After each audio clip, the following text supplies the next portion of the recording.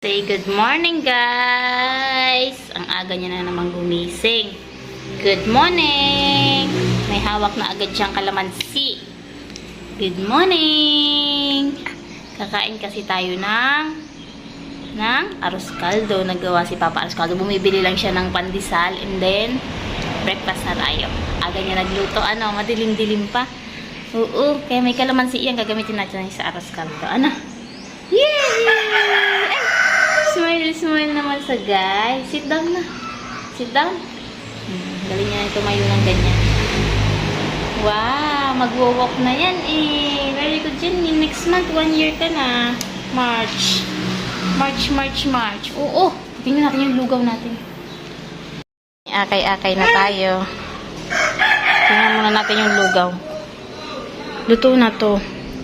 Kain na lang tayo. Sarap.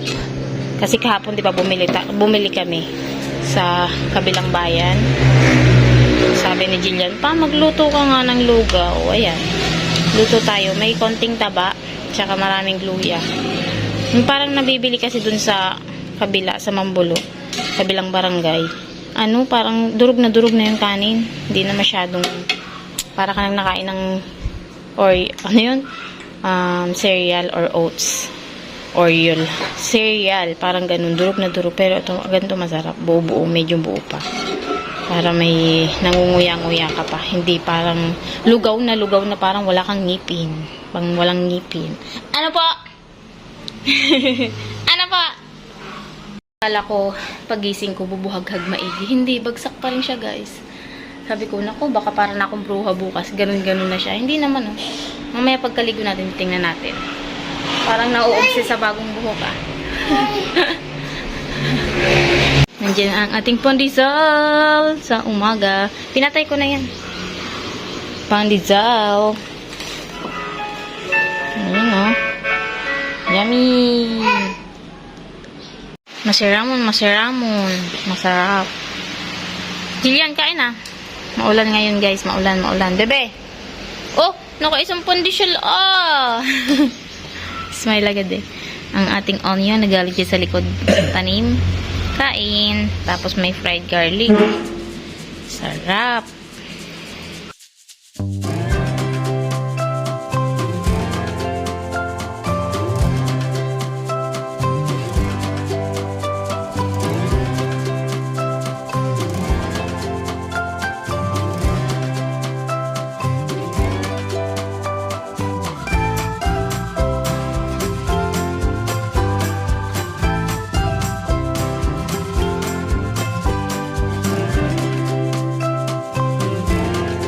Good morning!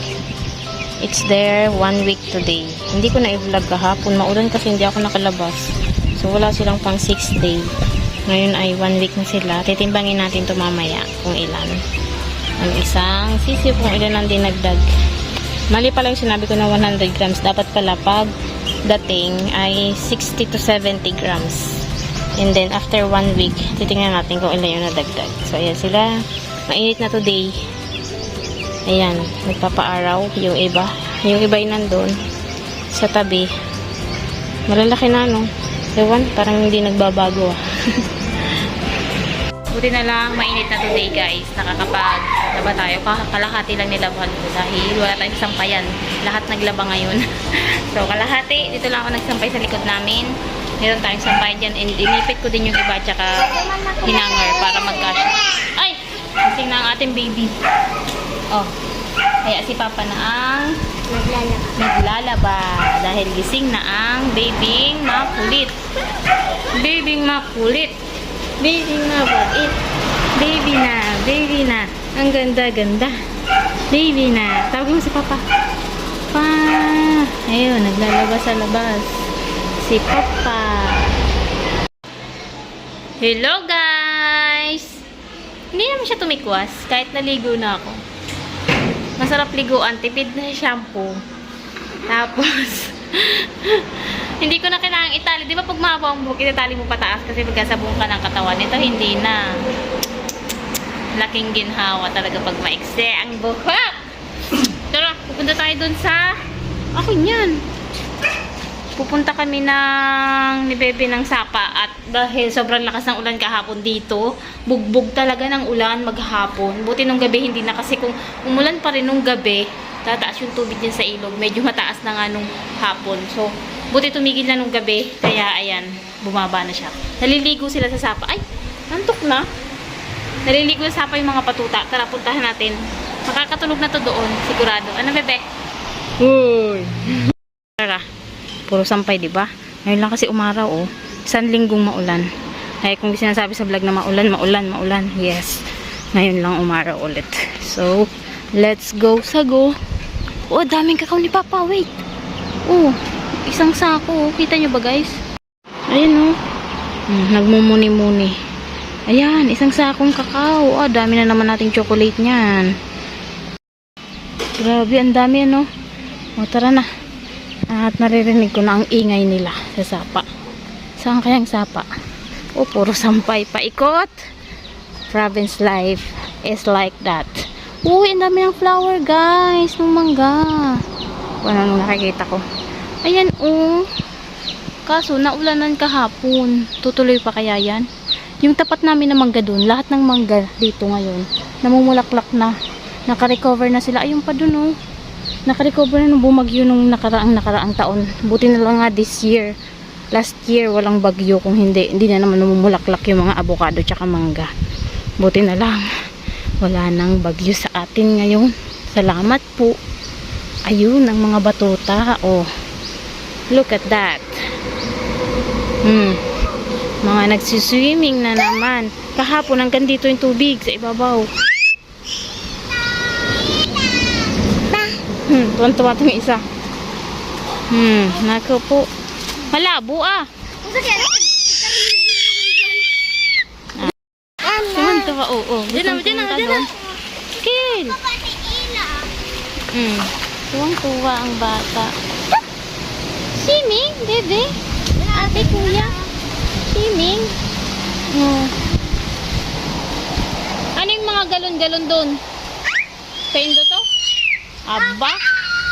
Tuwa.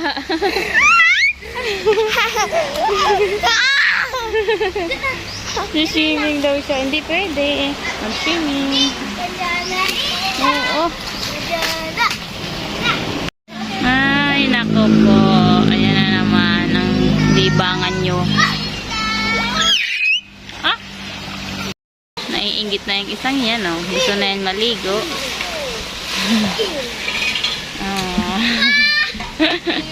Hindi pwede. Antok na to, eh. Nawala na naman yung antok niya. Hindi pwede. Ay.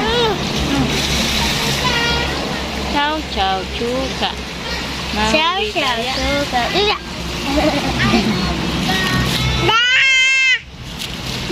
Bebe, lulunod madumi. Malamig pati. Ay, nako.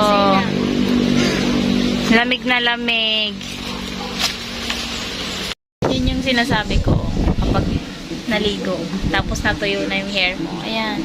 Sa likod, alam nyo, ayan. Pag ganun, dapat may blower ka or plancha para maging bagsak siya.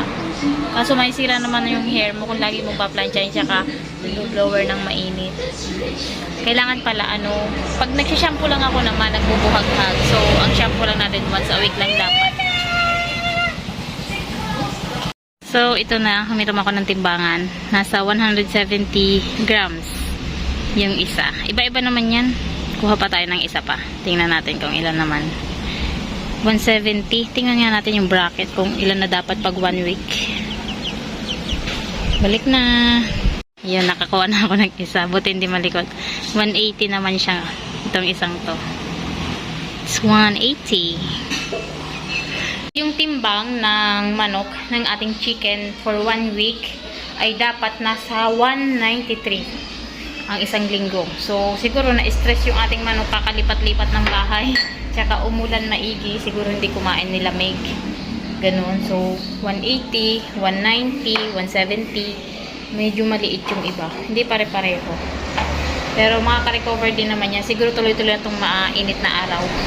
And magitiklop muna tayo. Ayun yung mga nilaban natin kanina. Natuyo lahat, guys. Konti lang. Kalahati lang nung labahin kung nandun sa loob yung iba. Sobrang dami pa nung iba. Bukas ulit, konti-konti lang para may sampayan tayo. Tsaka mabuti at mainit ngayon maghapon, natuyo lahat.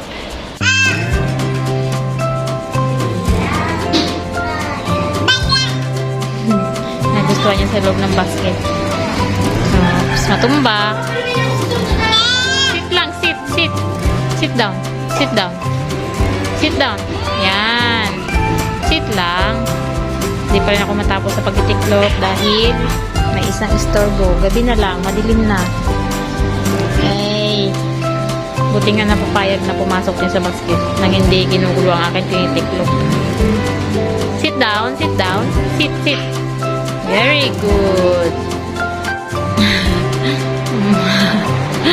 Tuwang-tuwa.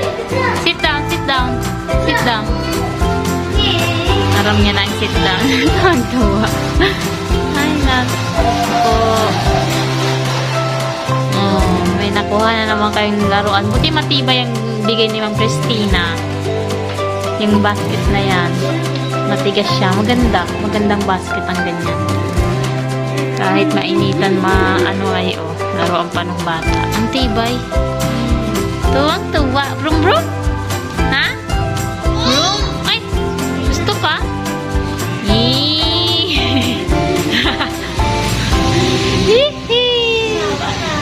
Baba na. One more? Oh, one more. One more. Ay, hindi ako matapos magtiklop sa'yo. Tama na yan. Konti na lang, konti na lang. Jabaran na. Isa, dalawa. Jabaran pa. Bujang, bujang, bujang.